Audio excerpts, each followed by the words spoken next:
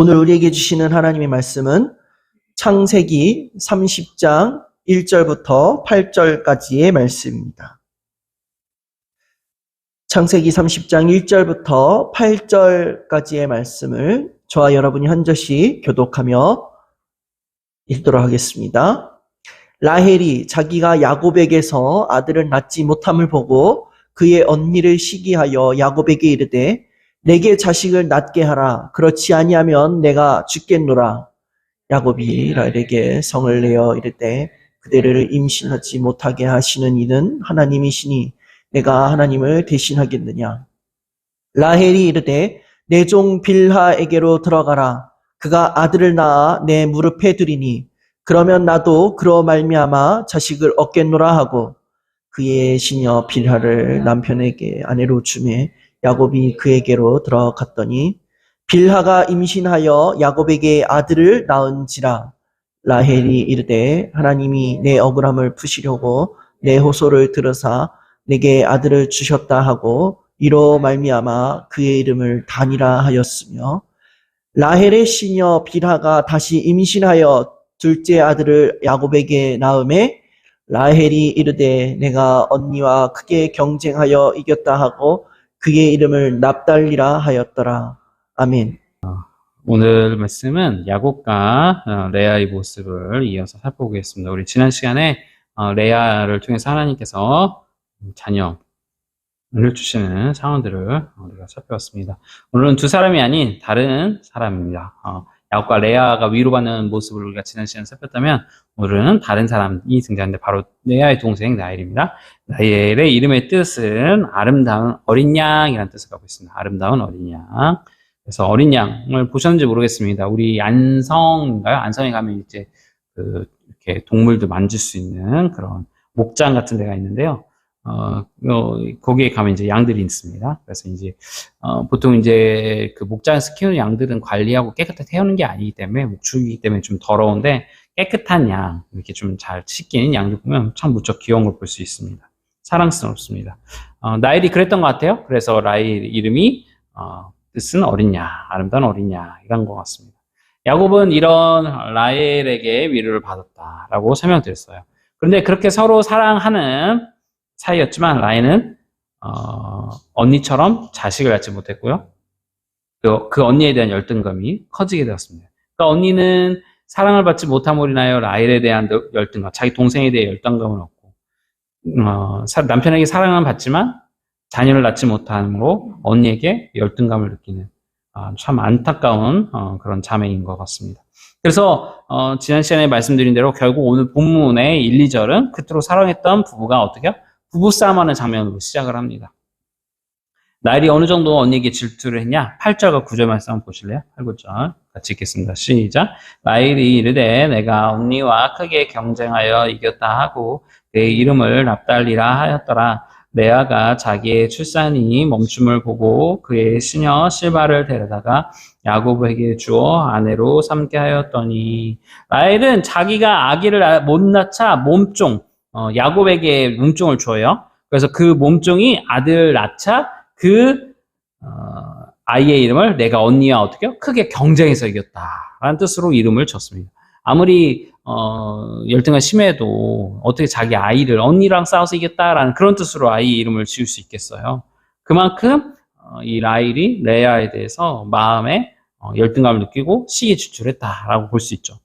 자, 그러자 무슨 일이 생기느냐? 언니 레아도 또 참지를 못합니다. 참지를 못하고 자신의 몸종 실바를 남편에게 주어서 아들을 낳게 합니다. 이건 무슨 콩가루 집안도 아닌지 서로 애를 낳겠다고 서로 남편에게 자기 몸종을 주고 뭐를 하고 참 볼상사납습니다. 그런데 여기서 그치지 않아요. 이제는 어떻게 하냐? 라헬이 약물까지 사용합니다. 약물. 자, 그림 한번 보여주시겠어요? 보시면 이게 합한채라는 건데요. 성경 한글성은 이제 합한채로 나오고 영어로 하면 베르날리스라는 열매로 시리아 이스라엘 그 위쪽에 시리아의 5월 말 수확기 때 밀을 수확할 때 임신 촉진제로 오늘날 팔레스타인 사람들도 이 열매를 먹는데 이 열매가 투파 엘자니라고 불러요. 엘마자니라고 부르는데 악마의 사과라는 뜻을 갖고 있어요. 보통은 고대 사회에서 이 식물이 마약성이 있어서 진통제로 많이 사용을 했었어요. 오늘 말씀에서 이 야곱의 장자 루벤이 우연히 이것을 발견하고 그의 어머니 레아에게 주어서 라헬은 또 이것을 원했습니다. 이 약초를 먹으면 임신을 못하는 자신이 임신을 할 수 있을 것이다 라고 여겼기 때문이에요. 그러나 효과는 실질적으로 미미했다 합니다. 자, 그런데 보세요. 이 장면에서 우리가 라헬의 모습이 있는데 우리 30장 1, 2절 말씀 읽어볼까요? 30장 1, 2절 같이 읽을까요? 시작. 라헬이 자기가 야곱에게 아들을 낳지 못함을 보고 그의 언니를 시기하며 야곱에게 이르되 내게 자식을 낳게 하라. 그렇지 않으면 내가 죽겠노라. 야곱이 라헬에게 성을 내어 이르되 그대를 입사지 못하게 하시는 이는 하나님이시니 내가 하나님을 대신하겠느냐. 지금 라헬은 자신이 지금 아이를 못 낳는 것에 대해서 남편에게 들었어요. 너 문제야, 너 문제. 우리 이제 불임가정 생각보다 남편 문제, 아내 문제 막 서로 그렇게 하잖아요. 지금의 이제 의술이 잘 발달되었으니까 누구로부터 문제가 생기는지 잘 알지만 옛날만 해도 보통 한 20년, 30년 전만 해도요. 아이를 못 낳으면 우리 동양권에서는 사실 보통 여자들에게 문제 있다라고 막 그렇게 생각하는 적도 많았어요. 그렇게 미신적으로 행동할 때가 많았죠. 그러나 알고 있듯이 라헬이 아이를 못 낳은 것이 남편 탓이 아니에요. 왜? 이미 남편은 레아랑 또 몸종 2명과 관계를 했을 때 아이를 쑥쑥쑥 잘 낳거든요. 그러니까 야곱은 문제가 없는 거예요. 문제는 누구예요? 라헬이 문제인 거죠. 라헬이. 왜? 야곱도 문제였다면 레아랑 관계를 해서 잠자리했을 때 아이가 나오지 말았어야 되거든요. 근데 야곱은 문제가 없었던 거예요. 결국 라헬이 자녀를 못 낳은 것인데 라헬의 불임인데 이것에 대해서 야곱이 무엇이라고 표현하고 있어요? 라헬, 네가 아이를 못 낳는 것이 하나님이 너를 못 낳게 하는 것이고 하나님 뜻이 아니냐. 왜 나한테 그러냐. 정확하게 판단하고 말합니다. 그러자 본인도 인정을 해요. 3절에서 자신의 몸종 비라와 동침하라고 명령을 한 거예요. 다시 합한채 이야기로 넘어올게요. 라헬은 자신의 문제를 하나님께 매달려야 했어요. 이해되시나요? 그러니까 이 합한채 문제가 있기 전에 마약이라는 걸 내가 먹으면 이거를 갖고 우리 남편에 먹이고 뭐 하면 아이를 낳을 것이라는 어떤 그것을 해결하기 위해서 할 것이 아니라 노력할 것이 아니라 이미 그 합한채 이야기가 나오기 전에 야곱이 뭐래요? 너가 아이를 못 낳은 것은 하나님께서 너를 막으신 건데 왜 나한테 그러냐? 너가 문제 있는 것이 아니야? 라고 얘기를 했단 말이에요. 그렇다고 한다면 라헬은 지금 합한채를 찾을 게 아니라 어떻게요? 하나님께 매달렸어야 해요. 매달려요. 그런데 어떻게 해요? 합한채를 붙들려고 합니다. 그리고 결과는 안 좋았습니다. 여러분 우리 기독교는 운명의 공동체, 운명의 어떤 종교적인 개념으로서 이해할 때가 있는데 그렇지 않음을 설명드렸어요. 하나님의 계획하신 것, 뜻하신 가운데 우리 인도하시지만 그것이 반드시 수학 방정식처럼 꼭 각본에 짜여진 로봇과 같은 인생을 사는 것이 우리 크리스찬들의 삶이 아니라라는 것을 설명드렸습니다. 하나님은 야곱을 통해 민족을 이루시겠다고 말씀하셨고 계획하셨어요. 근데 그 계획이 레아가 10명을 낳고 라헬은 2명을 낳고 또 라헬은 두 번째 아들 낳다가 죽고 고생을 하다 그런 것까지 그렇게 계획을 하시지 않는단 말이에요. 물론 하나부터 10까지 다 준비하시고 예표하시고 다 아시지만 우리에게 맡겨주시고 우리가 함께 협력을 하신다고요. 백보양보해서 그렇다고 하더라도 예전에 우리가 아합의 예를 한번 설명드린 적이 있었는데 악인으로서의 대표적인 왕 아합이 하나님 앞에 잘못을 뉘우치자 하나님께서 어떻게 하셨죠?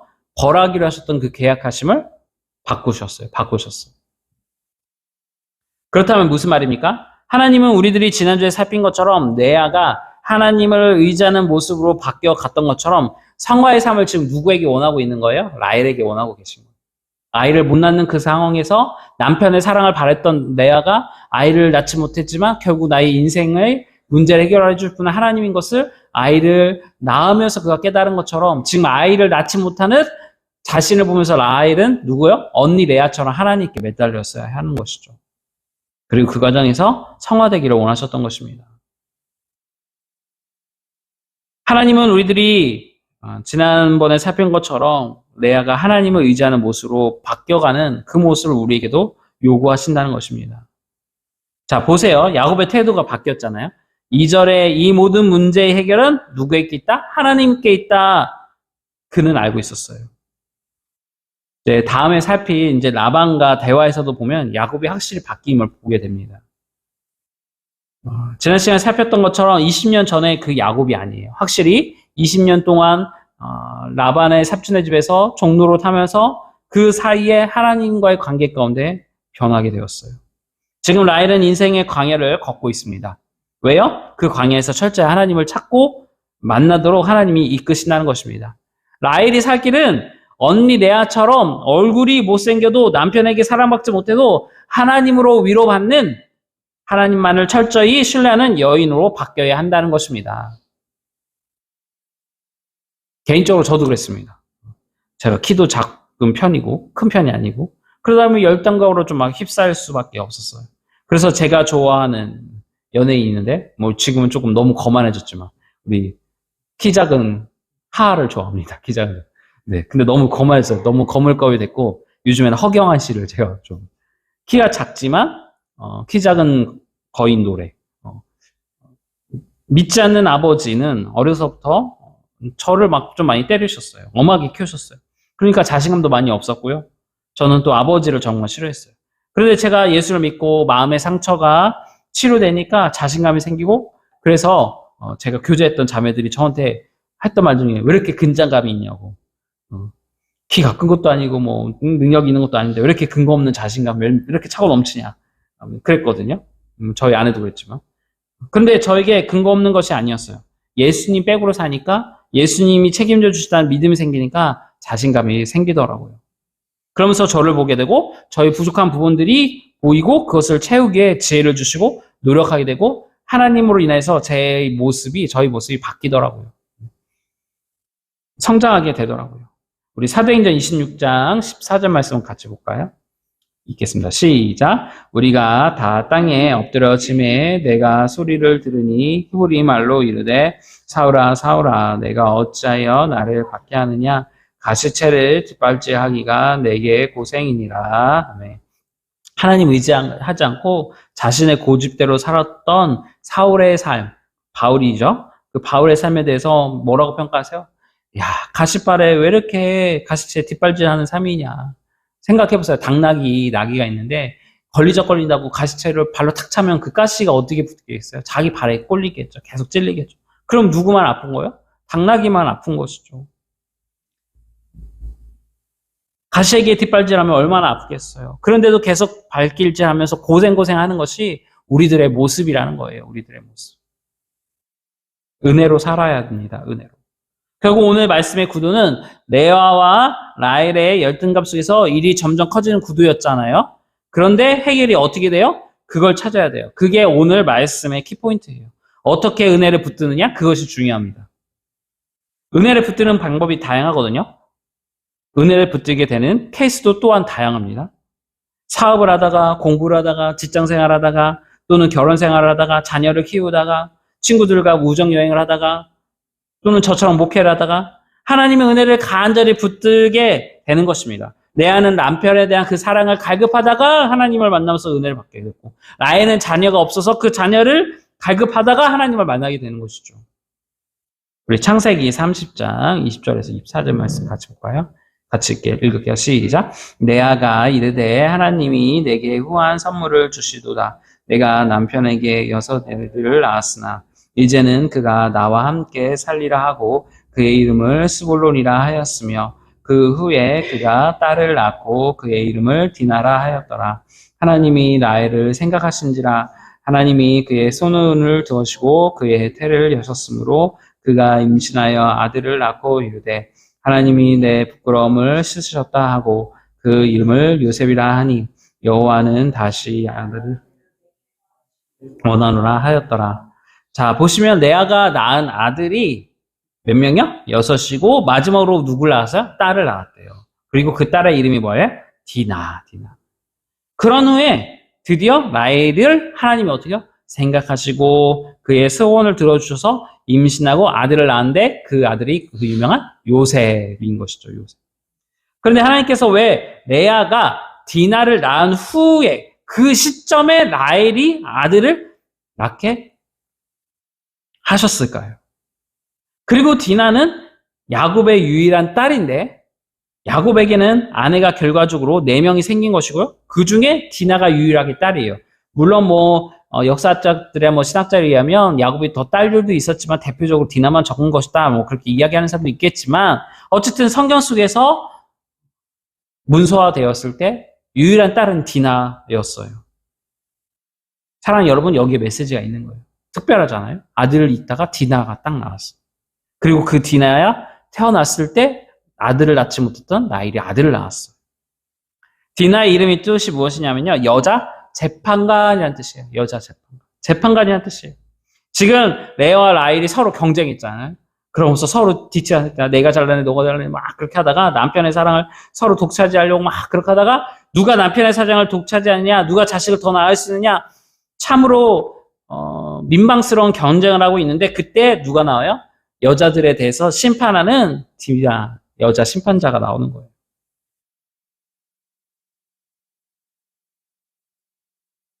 (21절) 한번 보시겠어요? 21절. 그 후에 그가 딸을 낳고 그의 이름을 디나라 하였더라. 여러분 좀 특별하지 않나요? 뭔가 특별할 것 같아요. 보시면 특징이 있어요. 어떤 특징이냐? 아들들을 낳고서 이 여인들이 어떻게 하죠? 누구 아들을 낳고 이 아들의 이름은 뭐다? 에피소드를 설명하잖아요. 요셉을 낳고 에피소드를 내가 왜 요셉이라고 이름을 줬냐? 이래서 요셉을 줬어. 왜 스볼론을 줬냐? 이래서 스볼론을 줬어. 그런데 21절에 보면 디나는 없어요. 그런 말. 왜 디나라고 이름을 지었는지 안 나와요. 안 나와.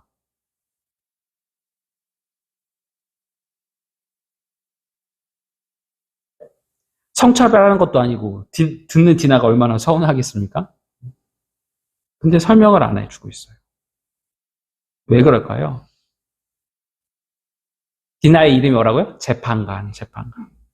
레아가 이 심판자를 딸을 낳고 심판자라는 이 딸을 낳고 드디어 누가 태어났다고요? 라헬이 처음으로 낳은 아들 요셉이 태어났어요. 자, 근데 우리 22절 볼게요. 요셉이 태어나기 앞서 22절 다시 읽어볼까요? 시작. 하나님이 라헬을 생각하신지라 하나님이 그의 소원을 들으시고 그의 태를 여셨으므로. 한글 성경에는 라헬이 기도한 것처럼 이렇게 나오잖아요. 그런데 원어로 보면 히브리 언어로 보면 하나님이 라헬의 고통한 소리를 어떻게 해요? 기억하셨다라는 표현이 더 정확해요. 그러니까 라헬의 소원이라는 것은 자기가 원해서 기도했다는 표현이 나오잖아요. 근데 그게 아니라 고통하는 소리를 기억하셨다라는 표현이 더 정확해요. 하나님이 라헬을 불쌍히 여기셨음을 강조하고 있습니다. 이것을 나타내는 것이 바로 요셉의 이름을 통해서 알 수 있어요. 우리 23절, 24절 요셉의 이름 한번 볼게요. 23절 읽을까요? 시작. 그가 임신하여 아들을 낳고 이르되 하나님이 내 부끄러움을 씻으셨다 하고 그 이름을 요셉이라 하니 여호와는 다시 다른 아들을 내게 더하시기를 원하노라 하였더라. 요셉이라는 이름에는 두 가지 히브리어의 파생어가 있어요. 히브리어로 아삽이라는 뜻이 있고요. 또는 야사프라는 단어가 있는데 이 두 가지 단어를 갖고 발음하기에 따라 단어가 달라지는데 아삽은 우리 그 시편에 나오는 그 아삽이에요. 그 아삽이라는 뜻은 제거다라는 의미를 갖고 있어요. 근데 이거를 넓혀서 이거를 풀어서 설명하면 읽으면 야사프라고 되는데 이것은 더하다라는 의미를 갖고 있어요. 어떻게 읽느냐에 따라서 뜻이 달라지는 거예요. 라헬이 2절에서 야사프라는 단어를 사용했는데 이는 그녀가 이 단어를 그 단어와 연관지어 생각했음을 알려주세요. 그러니까 다시 말해서 하나님이 나의 부끄러움을 어떻게 해요? 아삽 제거하셨다. 그리고 아들을 어떻게 해요? 야사프 더해 주실 것이다 라는 표현. 그 표현을 생각하면서 요셉이라고 졌다는 것이죠. 정리해 볼게요. 레아만 아들을 계속 낳고 있었어요. 그러다가 딸을 낳는데 그 딸의 이름을 심판자라고 이름을 줬고 그 딸의 이름을 리나라고 적고 그 딸을 낳자마자 이제는 라헬이 요셉을 낳았고 그 요셉의 이름을 어떻게 해요? 제거하다, 그 다음에 더하다라는 이중적 의미를 갖고 있는 요셉이라고 이름을 지었다는 거예요. 결국 디나 심판이 개입했어요. 누가? 하나님이 라헬을 불쌍히 여기셨다. 그러자 경쟁이 끝났어요. 인간의 질투와 경쟁이 하나님의 간섭하심으로 끝을 맺게 된 거예요. 사랑하는 여러분, 오늘 레아와 라헬의 모습을 보면서 데자부가 생각나지 않습니까? 마치 누구처럼요? 속고 속이고 속고 속였던 에서와 야곱의 형제들의 모습처럼 오늘은 누가요? 자매들이 서로 속고 속이고 서로 경쟁하고 누가 이기네 내가 이기네 하면서 하는 이 모습이 마치 야곱과 에서처럼 보입니다. 인간의 역사는 반복이라고 하죠. 우리 크리스찬의 역사가는 반복사가는 아니에요. 하나님의 창조사관인데 근데 역사가 반복된다는 말을 무시할 수 없어요. 왜? 인간의 죄악성이 보편적이기 때문에 인간이 늘 하던 실수를 어때요? 똑같이 해서 똑같이 실수하니까 반복이 되는 거예요. 사사기 때처럼. 다음 주에도 살피겠지만 야곱이 떠나는 시점이 있습니다. 그것이 언제냐면요. 바로 라헬이 요셉을 낳은 시점. 바로 오늘 이 시점 이후로 떠나요. 그토록 가고 싶었던 고향을 왜 라헬이 첫 번째 아이를 낳기까지 야곱은 기다렸을까요? 이것도 이제 고대 근동, 지금 근동, 여기가 근동이니까 풍습과 연관되어 있는데 학자들은 라헬이 자녀를 낳아야 외삼촌 라반의 재산이 많으니까 그 상속선에 대해서 자신의 몫을 낼 수 있기 때문에 아마도 라헬이 야곱을 계속 꼬드겨서 가지 못하게 내가 아들 낳을 때까지 우리 아버지로부터 내가 야곱 당신의 아들을 낳았다라는 것을 인정받을 때까지 기다리자라고 했을 거라는 것이죠. 나중에 살피겠지만 충분히 이 학설이 타당한 것이 라헬이 자신의 아버지를 습히고 드라빔이라는 걸 훔쳐가거든요. 이 드라빔이 쉽게 말하면 인감도장 같은 거. 재산 상속권에 관련해 매우 중요한 물증이거든요. 이걸 훔쳐가요. 그 모습을 통해서 라헬이 어떤 인물인지 알 수 있고 우리가 이미 지금 살핀 것처럼 자녀 못남을 통해서 라헬이 계속 야곱을 들들 볶잖아요. 바가지 긁잖아요. 그 모습을 볼 때 어느 정도 이해가 갑니다. 결국 돈이고 자신의 지위이고 자신의 권력이 문제가 연결이 되어 있는 거예요. 예전에 한나에 대해서 설명을 드렸는지 잘 모르겠는데 우리 샤인에서 샤인 커뮤니티에서 이 한나 고대 아시아에서는 우리 조선 때도 그렇지만 7거지 악이라는 게 있었죠. 무엇이죠? 자녀를 못 낳으면 그거는 하늘이 내린 벌이다. 죄이다. 조선도 그랬죠. 요 마찬가지입니다. 이스라엘도 여자가 자녀를 못 낳으면 하늘로부터 벌을 받았다라고 그렇게 저주를 받았다라고 인식하고 해석했어요. 이 내용도 라헬에게 영향을 끼친 것입니다. 그래서 라헬의 요셉을 낳자마자 표현한 것이 뭐예요? 나의 부끄러움을 씻으셨다. 자기가 지금 아이를 못 낳는 것을 부끄러움으로 여기고 있었던 것이. 그럼 이제 오늘 말씀을 갈무리해 보도록 할게요. 지난 시간에 이어서 오늘은 최고조로 이 자녀 문제로 막 싸우는 자매 레아와 라헬의 갈등의 골이 깊어지는 그 모습을 살폈습니다. 남편 사랑에 대한 갈구로 시작해서 두 자매는 아버지 재산과 함께 사회적 지위에 대한 열등감으로 심각하게 다투게 됩니다. 그래서 이성을 잃고 자신의 몸종을 서로 야곱에게 줍니다. 라헬은 인간의 방법을 통해서 아들을 낳고자 노력했습니다. 그러나 그것이 뜻대로 되지 않았죠. 하나님의 계획은 야곱을 통해 여러 아들을 낳게 하시는 거였으며 그 과정은 우리 인간들의 순종하느냐 불순종하느냐에 따라 그 과정이 결정이 되었어요. 결과론적으로 하나님이 이렇게 하겠다 하셨지만 그 과정 가운데는 인간의 노력과 또 순종이 나타나는 것이죠. 지난번에도 말씀드렸지만 만약 이삭과 리브가가 하나님의 말씀에 귀를 기울이면서 하나님의 뜻에 순종하면서 에서와 야곱을 어려서부터 말씀으로 잘 양육했다면 그 같은 형제 간의 비극이 일어나지 않았을 것이에요. 오늘도 마찬가지입니다. 자매들이 서로 이렇게 비극적으로 행동할 것이 아니라 하나님께 의지하고 하나님께 간구하고 하나님께 자신의 그 어려움을 한나처럼 토로했다면 문제가 인간의 방법으로 그렇게 애를 썼음으로 인해서 파생되는 문제들이 생기지 않았을 것이에요. 하나님의 나이를 불쌍히 여기시면서 해결이 되었음을 성경은 반드시 기록하고 있어요. 우리는 합한 채를 쫓아다닐 것이 아니라 하나님께 나가서 우리의 모습을 토로해야 돼요. 디나, 심판자, 요셉, 하나님께서 고통을 제거하시고 우리에게 더하신다. 인간의 질투적 경쟁이 심판자 하나님의 간섭으로서 끝났습니다. 그리고 야곱은 이 과정에서 2절에서처럼 라헬에게 말하고 있어요. 너가 아이를 못 낳는 것이 내 책임이냐? 하나님께서 너에게 그렇게 하신 것인데. 그 이야기를 듣고 라헬은 하나님을 간절히 붙들어야 했습니다. 그의 아버지 이삭이 자녀를 못 낳았잖아요. 20년 동안. 그래서 리브가를 위해서 어떻게 했죠? 기도했잖아요. 라헬에 대해 하나님의 뜻을 묻고 하나님께 라헬을 궁렬히 여겨달라고 야곱 역시 어떻게 해요? 기도했어야 해요. 그냥 라헬한테 모든 것을 책임져야 할 것이 아니에요. 그런데 야곱은 그렇게 하지 못했습니다. 그래서 이 갈등은 이후 요셉이 형들의 미움을 산 그 상황까지도 연결이 돼서 나타납니다. 또 다른 에서와 야곱의 사태가 일어나는 시발점을 야곱이 또한 제공하게 된 것입니다. 야곱은 요셉을 편애했고 형들을 편애하는 아버지가 싫었고 동생 요셉이 미웠습니다. 형들은 그러니까 결국은 어떻게 해요? 요셉을 죽이려고 하고 결국은 종으로 팔려고 하잖아요. 이런 분위기를 야곱과 누가? 라헬이 조성한 거죠. 사랑하는 여러분, 우리들은 하나님을 통해서 문제를 해결해야 됩니다. 하나님이 우리를 광야를 보내신 이유는 우리의 성품을 다듬고 철저하게 하나님만 의지하도록 우리를 훈련시키기 위함입니다. 우리 신명기 8장 2절 말씀 같이 볼까요? 신명기 8장 2절입니다. 읽겠습니다. 시작. 내 하나님 여호와께서 이 40년 동안에 내가 광야 길을 걷게 하신 것을 기억하라. 이는 너를 낮추시며 너를 시험하사 내 마음이 어떠한지 그 명령을 지키는지 지키지 않는지 알려 하심이라.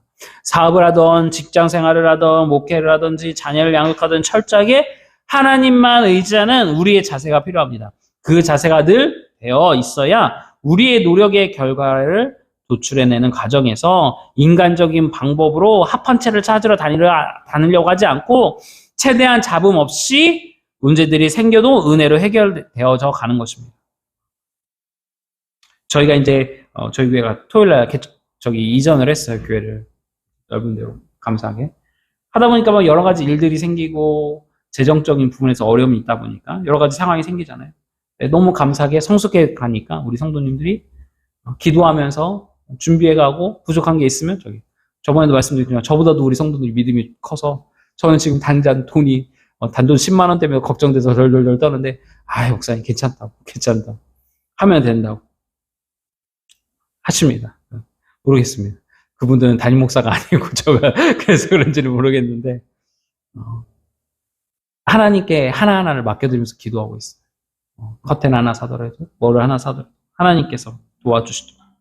내가 할 수 있음에도 또는 할 수 없음에도 철저하게 하나님만 의지하는 신앙이 중요한 것입니다. 그래야 어떻게 해요?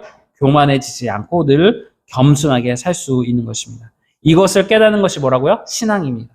오늘도 다시 한번 말씀을 통해 하나님만 철저히 의지하겠노라고 다짐하셔서 합한 채가 아닌 하나님의 위로하심과 하나님의 우리의 고통을 제거하시는 그 요셉, 그 이름을 기억하셔서 그분의 크신 뜻을 발견하시는 저와 여러분 되기를 주며 축복합니다.